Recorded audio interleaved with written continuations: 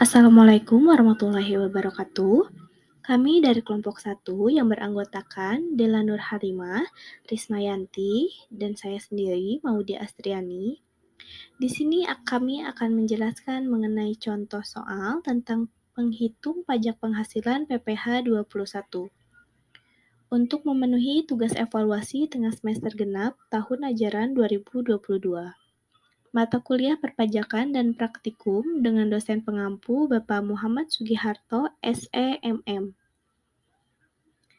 Baik, di sini sudah tersaji soal. Tuan Budi adalah seorang karyawan perusahaan manufaktur di Indonesia. Tuan Budi menerima pendapatan sebesar Rp17.500.000 per bulan. Dalam 1 tahun ia membayarkan iuran pensiun sebesar Rp2.750.000. Biaya jabatan per tahun yang ditetapkan perusahaan adalah sebesar Rp5.000.000. Tuan Budi telah menikah dan memiliki 2 orang anak dan istri Tuan Budi merupakan ibu rumah tangga. Nah, dari soal ini kita sudah mengetahui bahwa penghasilan Tuan Budi per bulannya sebesar Rp17.500.000.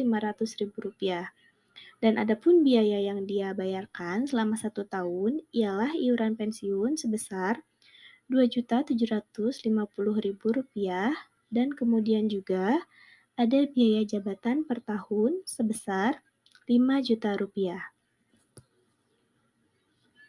Untuk kategori PTKP atau penghasilan tidak kena pajaknya, Pak Budi telah menikah dan memiliki 2 orang anak.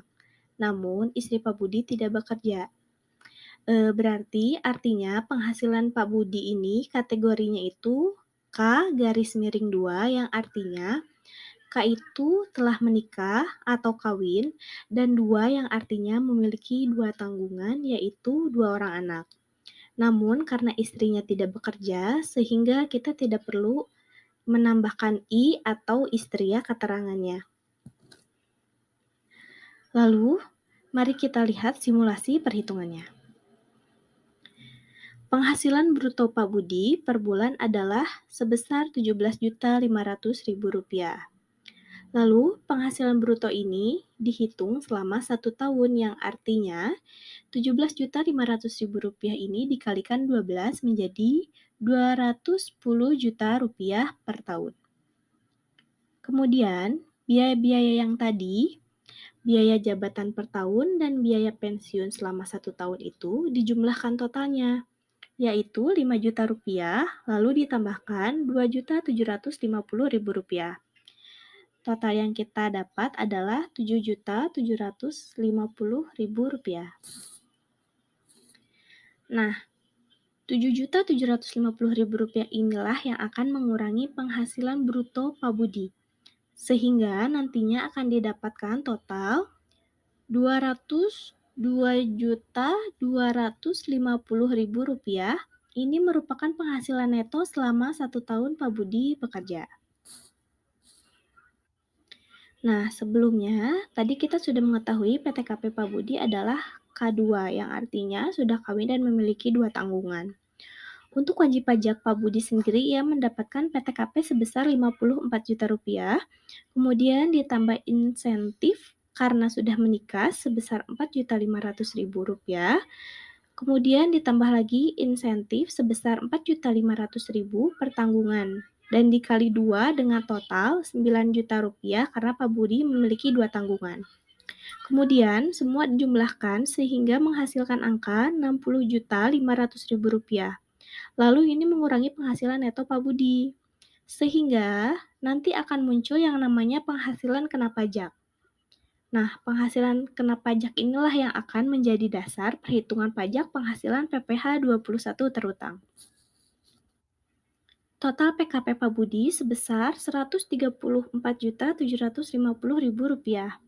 Nah, perlu diingat, pajak PPh 21 ini perhitungannya progresif, yang artinya semakin besar penghasilan, maka semakin besar pula persentase pajak yang dikenakan. Oke, kita lihat perhitungan PPh 21 terhutangnya ya.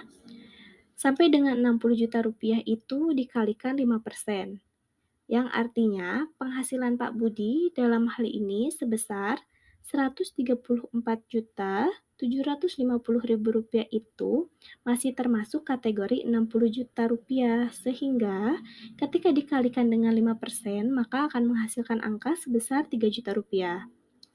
Lalu tarif berikutnya sebesar 15%.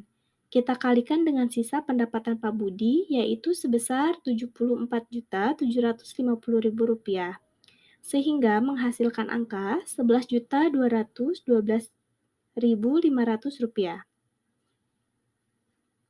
Kemudian kita totalkan, sehingga akan didapat angka sebesar Rp14.212.500. Nah, inilah PPh terhutang Pak Budi selama 1 tahun yang harus dibayarkan. Jika ingin mencari per bulan berapa, maka tinggal kita bagi 12 saja. Maka total yang dihasilkan adalah Rp1.184.375 per bulan. Nah, untuk perhitungan pajak penghasilan PPh 21 dengan contoh kasus Pak Budi sudah selesai. Mudah-mudahan video ini dapat membantu mengerjakan soal hitungan pajak penghasilan PPh 21. Terima kasih. Wassalamualaikum warahmatullahi wabarakatuh.